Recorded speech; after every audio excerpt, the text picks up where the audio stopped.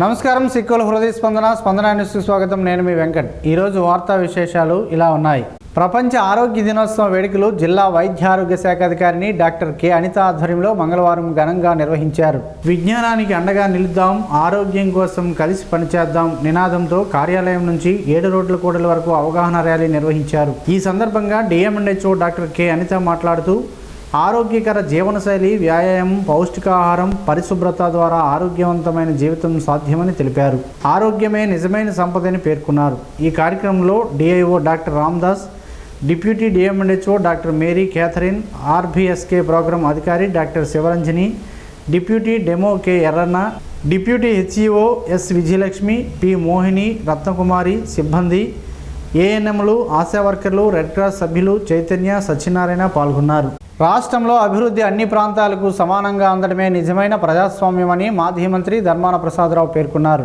మంగళవారం ఓ private function హాల్లో నిర్వహించిన మీడియా సమావేశంలో ఆయన మాట్లాడారు. ప్రస్తుత కూటమి ప్రభుత్వ పాలనలో తొలి ప్రధాని నెహ్రూ ఆశయాలకు విరుద్ధంగా సాగుతుందని విమర్శించారు. ముఖ్యమంత్రి ఒక తండ్రిలా అందరినీ సమానంగా చూడాల్సి ఉండగా ప్రస్తుతం ఒక ప్రాంతానికి ప్రాధాన్యం ఇస్తున్నారని ఆరోపించారు. నిధుల అసమాన పంపిణీ వల్లే గతంలో తెలంగాణ ఉద్యమం వచ్చిందని గుర్తు చేశారు. ఉత్తరాంధ్ర, రాయలసీమ ప్రాంతాలు వెనుకబడినవని పేర్కొంటూ వాటి అభివృద్ధికి తగిన నిధులు కేటాయించడం లేదని విమర్శించారు. అమరావతి రాజధాని విషయంలో నిపుణుల కమిటీ సూచనలు పట్టించుకోలేదని, ఇది రాజ్యాంగ విరుద్ధంగా నిర్ణయాలు తీసుకున్నారని అన్నారు.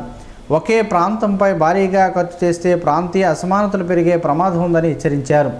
ఉత్తరాంధ్రలో ఇరిగేషన్ ప్రాజెక్టులు పూర్తి కాకపోవడం, హార్బర్లు రాకపోవడం వంటి అంశాలను ప్రస్తావిస్తూ వలసలు ఆగేలా చర్యలు తీసుకోవాలని డిమాండ్ చేశారు. రాష్ట్ర సంపద 5 కోట్ల ప్రజలకు చెందాలని, ఒకే ప్రాంతానికి కేటాయించడం అన్యాయమని అన్నారు.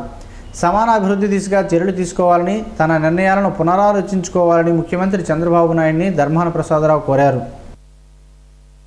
ఈనాటికి 80 సంవత్సరాలు అయిన తర్వాత కూడా ఇలాంటి వెనుకబడిన జిల్లాలు, మా లాంటి జిల్లాలు 2 ప్రాంతాల కింద చట్టంలోనే పేర్కొన్నారు. ఏది? ఆ విభజన చట్టంలోనే పేర్కొన్నారు.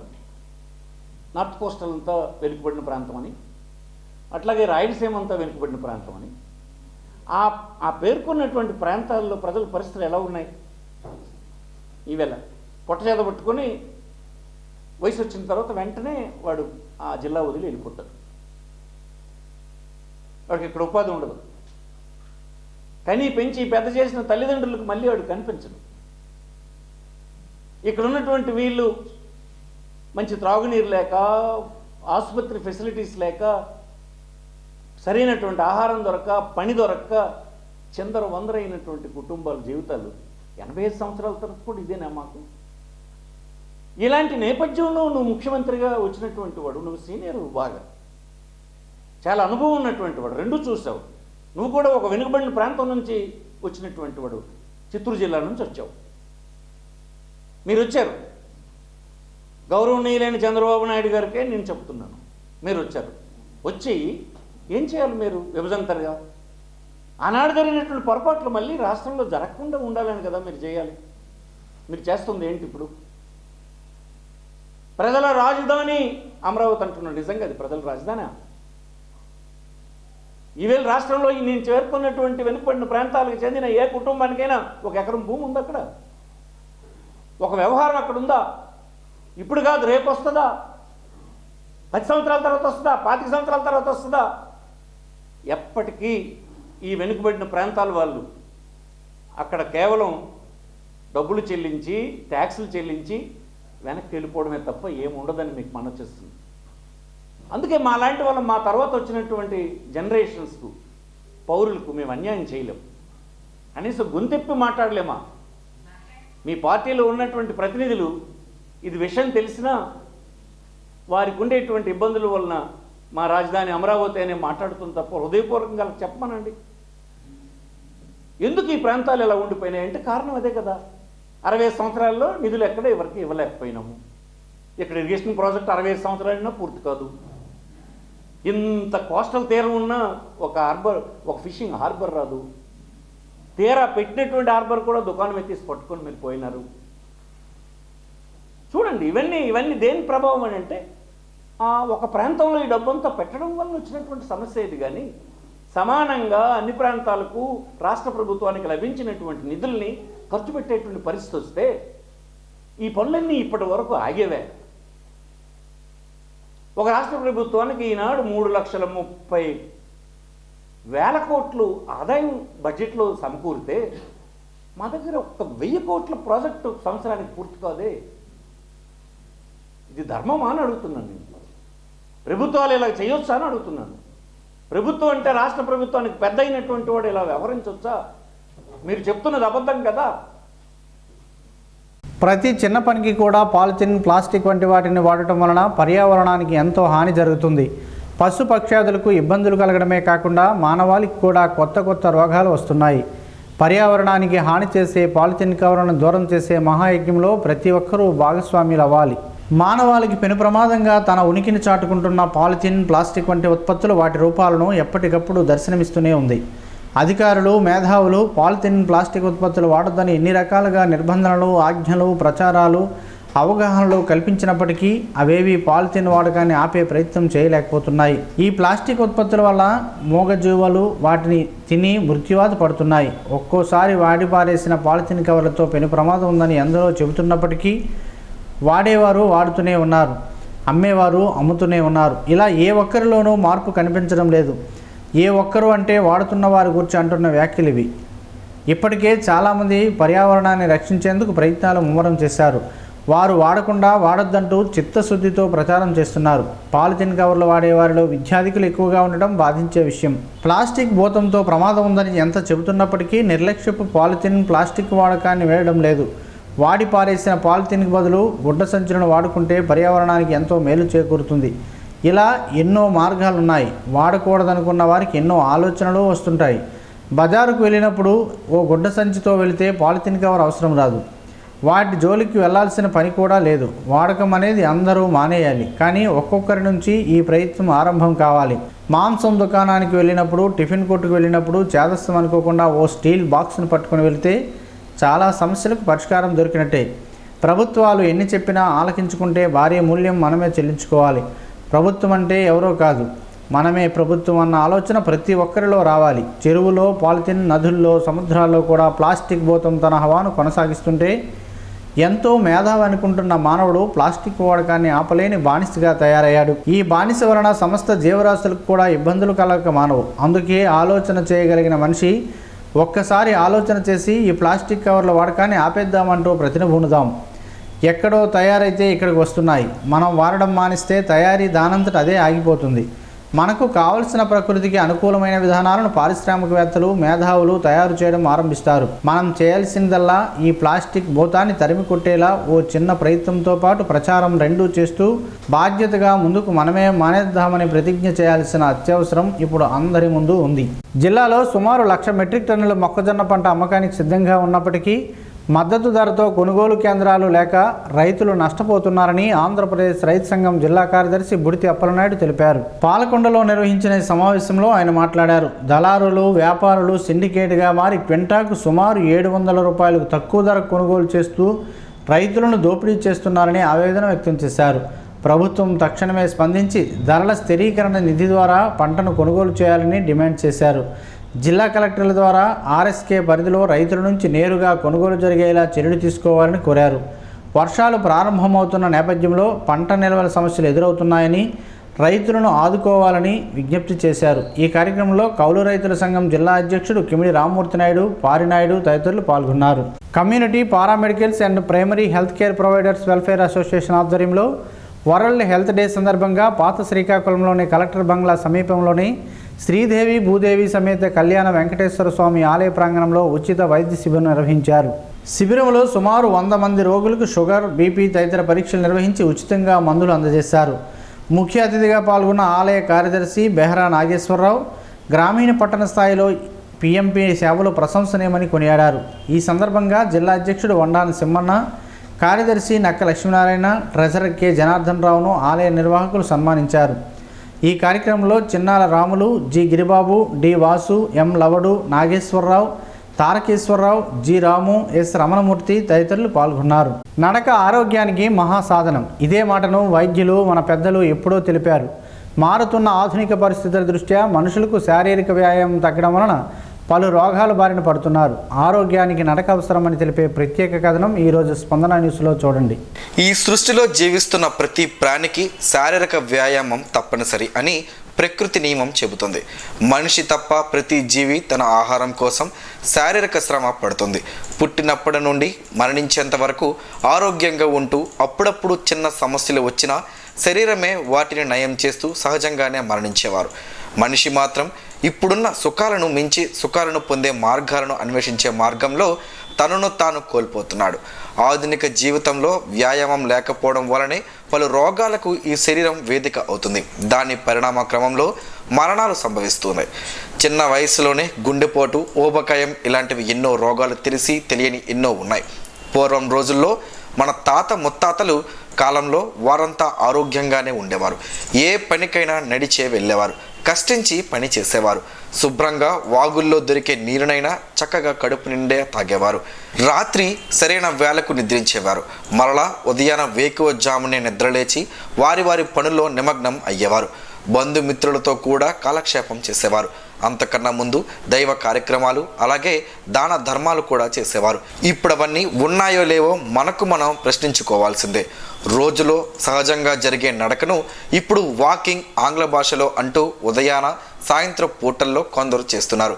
ఇది మంచి పరిణామం అయినప్పటికీ అందరూ నడక గొప్పతనాన్ని గుర్తించాలి.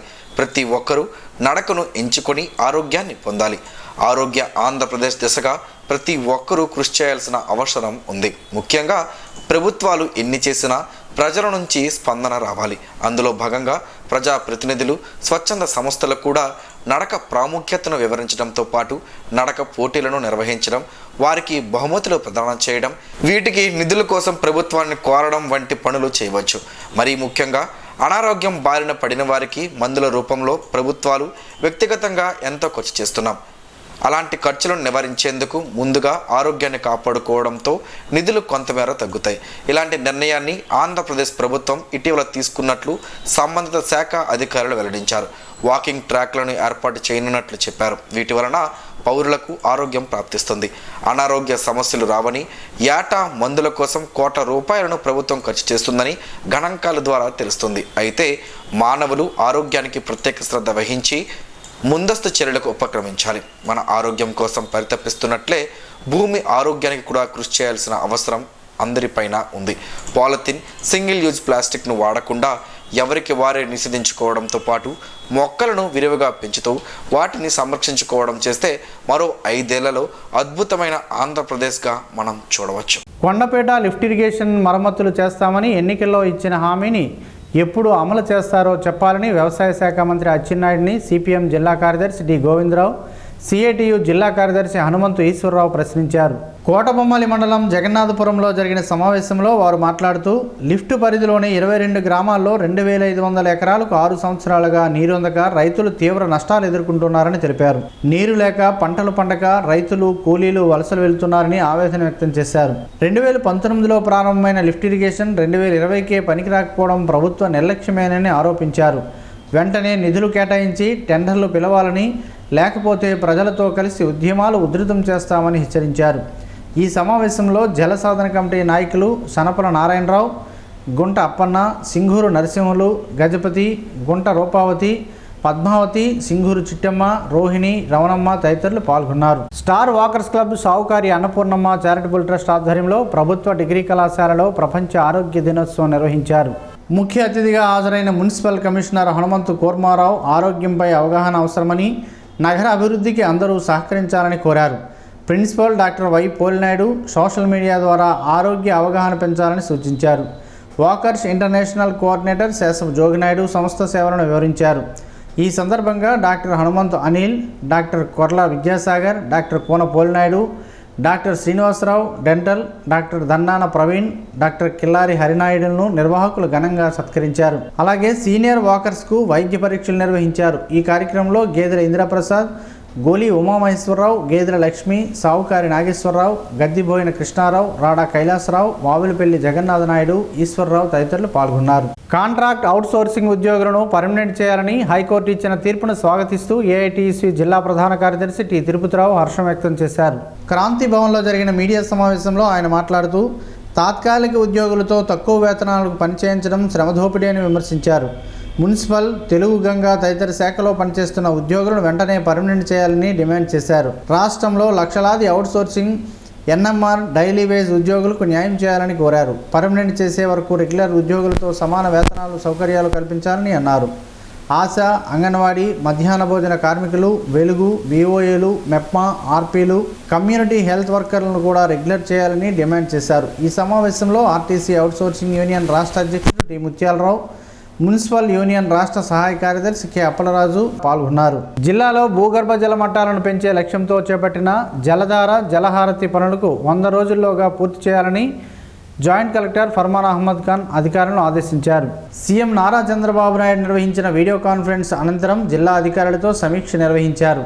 కాలువలు, చెరువులు, ఫీడర్ ఛానల్స్లో పేరుకుపోయిన మట్టిని తొలగించి నీటి నిల్వ సామర్థ్యాన్ని పెంచాలని సూచించారు. అన్నమయ్య జిల్లా విధానాలను ఆదర్శంగా తీసుకుని జిల్లాలో ప్రణాళికాబద్ధంగా అమలు చేయాలని తెలిపారు. రైతులు ఫామ్ ఫండ్స్ ఏర్పాటు చేయాలనేలా అవగాహన కల్పించి సాగునీటి సంఘాలను భాగస్వామ్యం చేయాలని ఆదేశించారు.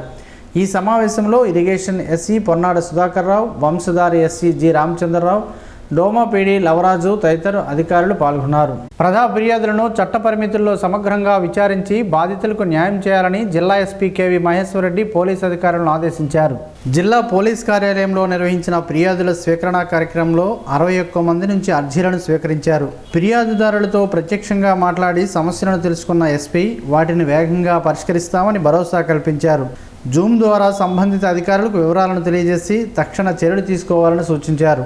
కుటుంబ మోసాలు, ఆస్తి, సివిల్, సైబర్ తదితర కేసులు వచ్చినట్లు తెలిపారు. ఫిర్యాదులపై తీసుకున్న చర్యలను నిర్ణీత కాలంలో నివేదికగా సమర్పించాలని అధికారులను ఆదేశించారు. వైశాఖ శుద్ధ పౌర్ణమి, స్వాతి నక్షత్రం సందర్భంగా మే 1వ తేదీన పాత శ్రీకాకుళంలోని శ్రీ సంతోషిమాత అమ్మవారి దేవస్థానంలో విశేష ఉత్సవాలను నిర్వహించనున్నారు. ఈ సందర్భంగా సుప్రభాత సేవ, క్షీరాభిషేకం, త్రికాల అర్చనలు, సహస్రనామార్చన, కుంకుమ పూజలు, లలితా సహస్రనామం, శ్రీ సూక్తం, దుర్గా సూక్త పారాయణాలు, మహా నివేదన, విశేష హోమం, మహాహారతి వంటి కార్యక్రమాలు నిర్వహించబడతాయి. ఆలయ ప్రధానార్చకులు మోదుకూరి కిరణ్ శర్మ సిద్ధాంతి ఆధ్వర్యంలో ఉత్సవాలు వైభవంగా జరుగుతాయని ఈరోజు ఒక ప్రకటనలో తెలిపారు. భక్తులు పెద్ద సంఖ్యలో హాజరై అమ్మవారి దర్శనం చేసుకోవాలని ఆలయ అధికారులు కోరారు. మలబార్ గోల్డ్ అండ్ డైమండ్స్ 2026-27 సంవత్సరానికి గాను 200 కోట్ల రూపాయల సిఎస్ఆర్ కార్యక్రమాన్ని కేటాయించినట్లు ఆ సంస్థ ప్రతినిధులు ప్రకటించారు. సిఎస్ఆర్ కార్యక్రమంలో భాగంగా స్కాలర్షిప్ పంపిణీ కార్యక్రమాన్ని శ్రీకాకుళం శాఖ ఆధ్వర్యంలో స్థానిక ప్రైవేటు హోటల్లో ఆదివారం నిర్వహించారు. ఈ కార్యక్రమానికి ఆమ్దలవలస ఎమ్మెల్యే కోన రవికుమార్ ముఖ్య అతిథిగా పాల్గొన్నారు. ఈ సందర్భంగా 47 మంది విద్యార్థులకు 3,80,000 రూపాయల స్కాలర్షిప్ రూపంలో అందజేశారు.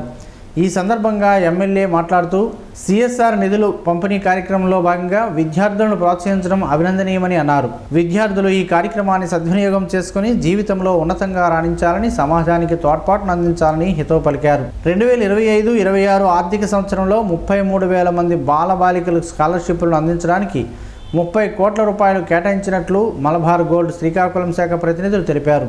ఈ కార్యక్రమంలో స్టోర్ మేనేజర్ వస్పి, మార్కెటింగ్ మేనేజర్ రాజు, సిబ్బంది తదితరులు ఉన్నారు. ప్రపంచ ఆరోగ్య దినోత్సవం సందర్భంగా ఇండియన్ రెడ్ క్రాస్ సొసైటీ జిల్లా శాఖ ఆధ్వర్యంలో రెడ్ క్రాస్ భవనం నుంచి 7 రోడ్ల కూడలి వరకు అవగాహన ర్యాలీ నిర్వహించారు.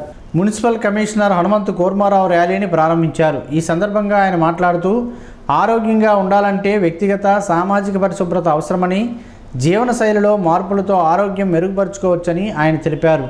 Red cross chairman P Jaganmohan Rao మాట్లాడుతూ వాలంటీర్ల ద్వారా ఆరోగ్య అవగాహన కార్యక్రమాలు నిర్వహిస్తున్నామని అన్నారు. కార్యదర్శి బి మల్లేశ్వరరావు మాట్లాడుతూ సరైన ఆహారం, వ్యాయామం అలవాటు చేసుకోవాలని సూచించారు. ఈ కార్యక్రమంలో P Srikanth, M Kalyan Chakravarthi, B Chinmayyarao, K Satyanarayana, P Chaitanya Kumar, G Ramana తదితరులు పాల్గొన్నారు. రాజీవ్ గాంధీ వైజ్ఞానిక సాంకేతిక విశ్వవిద్యాలయం శ్రీకాకుళం ప్రాంగణంలో వీడ్కోలు వేడుకలు 4వ రోజుకు చేరుకున్నాయి.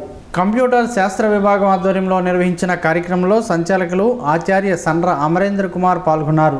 విద్యతో పాటు వినోదం కూడా అవసరమని, ఇటువంటి కార్యక్రమాలు విద్యార్థుల మధ్య స్నేహభావాన్ని పెంచుతాయని ఆయన తెలిపారు. కలిసి ఆనందంగా గడపడం ద్వారా ఒత్తిడి తగ్గుతుందని అన్నారు. ఈ కార్యక్రమంలో పరిపాలనాధికారి ముని రామకృష్ణ, డీన్ శివరామకృష్ణ, ఆర్థిక అధికారి వాసు, సంక్షేమ విభాగం డీన్లు సింహాచలం, యోగేశ్వరి, విభాగాధిపతి శాస్త్రి, అధ్యాపకులు, విద్యార్థులు పాల్గొన్నారు.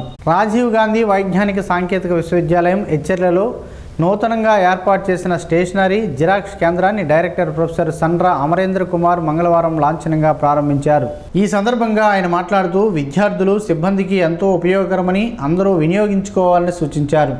ఈ కార్యక్రమంలో పరిపాలనా అధికారి doctor Muniramakrishna, dean doctor Sivaramakrishna, finance officer doctor Vasu, సిబ్బంది, విద్యార్థులు పాల్గొన్నారు. చెరుకు రసంతో పలు ఆరోగ్య ప్రయోజనాలు ఉన్నాయని పలువురు ఆరోగ్య నిపుణులు చెబుతున్నారు. ఆ వివరాలేంటో ఈ రోజు ప్రసారమయ్యే ఆరోగ్యమే మహాభాగ్యంలో తెలుసుకుందాం.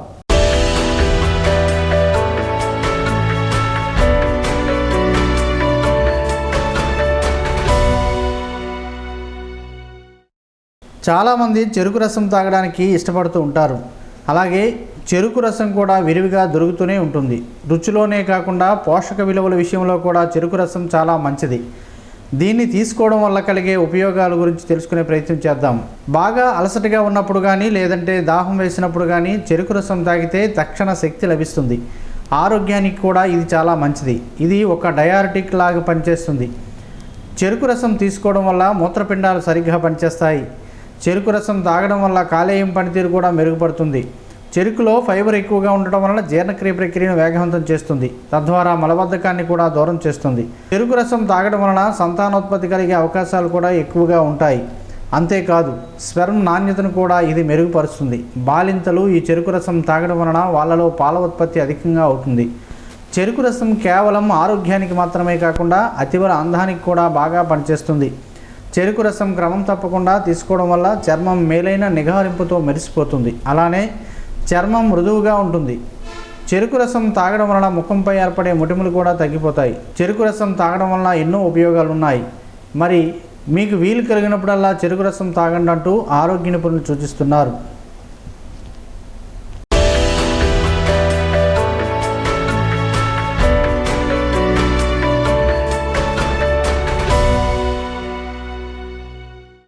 ఈరోజు వార్తల్లో ఒక మంచి మాటను విందాం, ఆచరిద్దాం. సమాజ శ్రేయస్సుని కాంక్షిస్తున్న మహనీయుల మాటల్లో నుంచి ఈరోజు. జీవనం గమనం గమ్యం. ఋషి చింతన. అంతరాత్మ హెచ్చరించినప్పుడు వినకుంటే శిక్ష పడినప్పుడు పరమాత్మ మౌనం వహిస్తుంది. చట్టబద్ధం కాని సంతోషానికి ప్రతిఫలం చట్టబద్ధమైన బాధ. హద్దులేని అనుభూతికి అగుపించని సత్యమే ఆధారం.